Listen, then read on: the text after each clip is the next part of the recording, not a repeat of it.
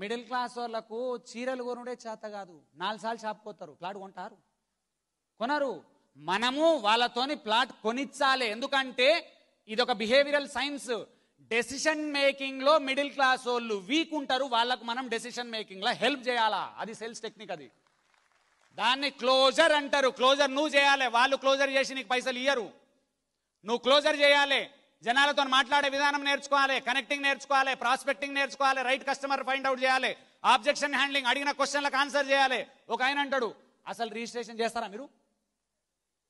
ఇది కరెక్ట్ క్వశ్చనా తప్పు క్వశ్చనా? Perfect question, perfect question. అది ఎందుకు తప్పు? లాజికల్ క్వశ్చన్ అంటారు దాన్ని. ఇంకొక క్వశ్చన్ అడుగుతాడు, కంపెనీ ఉంటుందా పోతుందా? Right question. అది ఎందుకు రాంగ్ క్వశ్చన్? అది ఆయనకు ఎక్స్ప్లెయిన్ చేయాలి. సూర్య చంద్రులు ఉన్నంత కాలం కంపెనీ ఉంటుంది, నువ్వు నేను పోతావు. Answer question